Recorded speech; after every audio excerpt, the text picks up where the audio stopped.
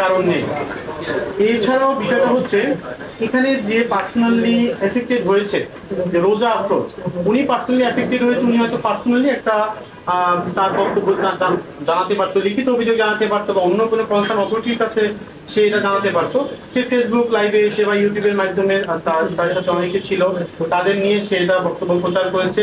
তো সে চাইলে খুবই সুন্দরভাবে এই কোম্পানিটা, যদি তার কোনো প্রবলেম হয়ে থাকে, এই কোম্পানির কাছে অবশ্যই সে দাবি জানাতে পারতো, এবং আশা করি সেটা একটা খুব সুন্দর সমাধান হয়ে যেত। এভাবে ফেসবুক লাইভে এসে এইভাবে মানে এত কিছু এত কথাবার্তা বলে আসলে এরকম করাটায় আরো বেশি জটিলতা তৈরি হচ্ছে। এবং এরপরে আমি যেটা বলতে চাই, আপনারা সবাই জানেন পারিষদকে নিয়ে এখানে নতুন করে কিছু বলার নেই আমাদের।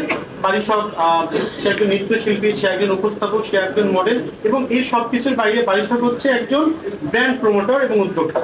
এবং সব থেকে যেটা আমাদের জন্য বড় বিষয় হচ্ছে, এখন থেকে ঠিক 2-3 বছর আগেও যদি আমরা যাই, আপনারা দেখবেন যে বাংলাদেশের প্রেক্ষাপটে কিন্তু ব্র্যান্ড প্রমোটার যে একটা profession, brand profession independent profession, বা এটা যে একটা আলাদা আর্ট হতে পারে, এই কনসেপ্টটা কিন্তু আমাদের দেশে ছিল না।